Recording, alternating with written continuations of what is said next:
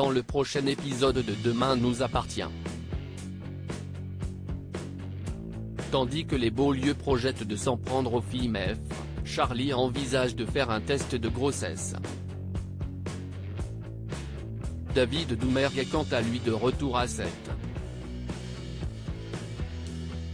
Attention, les paragraphes qui suivent contiennent des spoilers sur l'épisode de Demain nous appartient diffusé lundi soir sur TF1. Si vous ne voulez rien savoir, ne lisez pas ce qui suit. Lundi 19 avril dans Demain nous appartient. Les Beaulieu projettent de s'en prendre aux filles MEF au commissariat. Xavier raconte à Martin et Aurore tout ce qu'il sait concernant l'affaire Beaulieu. Il y a plus d'1 an, Geoffroy Beaulieu avait pris du sursis pour trafic de stupéfiants. Arrêté pour vol de voiture avec violence quelque temps après, Xavier avait décidé de le faire incarcérer. Malheureusement, le jeune homme est mort en prison à la suite d'une bagarre. Xavier savait Hélène et Pascal étaient en adoration devant leur fils, mais il était loin de s'imaginer qu'il le tiendrait pour responsable de sa mort. Pendant ce temps, Camille et Maud sont inquiètes pour leur père et craignent qu'il lui arrive quelque chose. Chloé, qui n'a finalement pas été blessée durant l'attaque, assure que Xavier a les bons réflexes et que la police veille sur lui.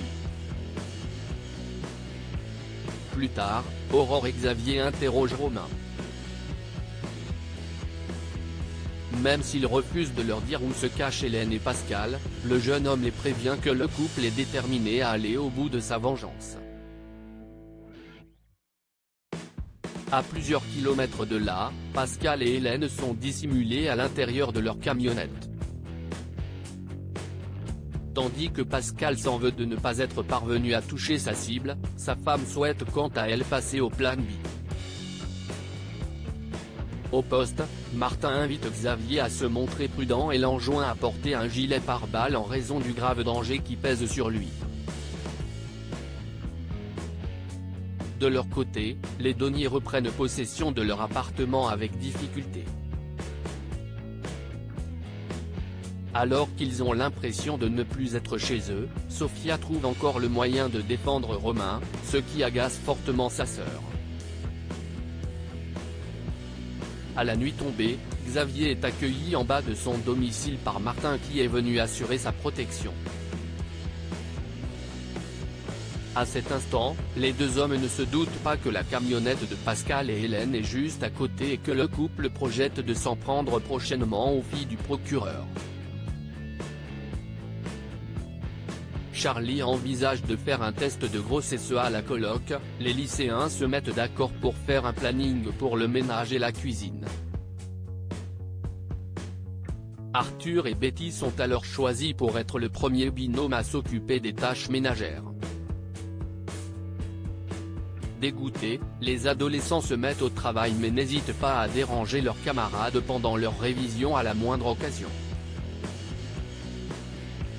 Par la suite, ils décident de cuisiner quelque chose de mauvais pour échapper à la corvée du soir et préparent donc un plat de pâtes en mélangeant du ketchup, de la mayonnaise, de la moutarde et du chocolat.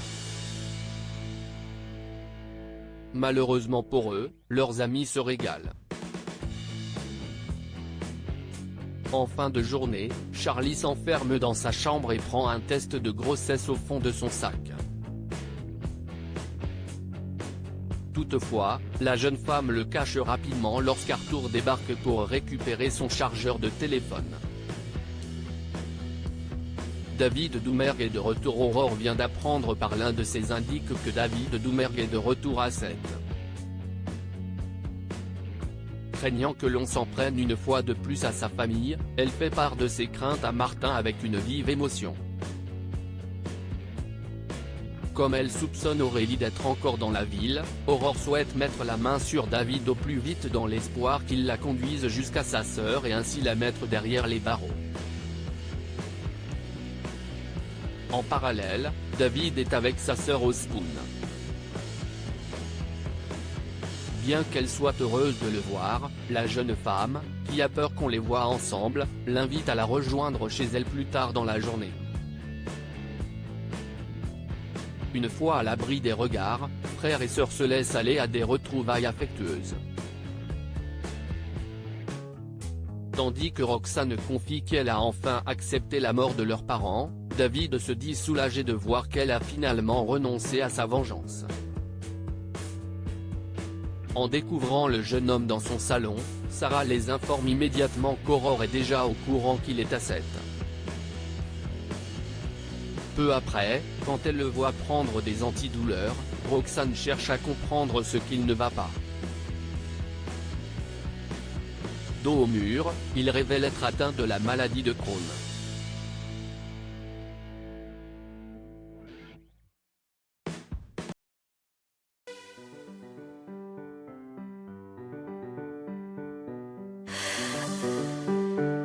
나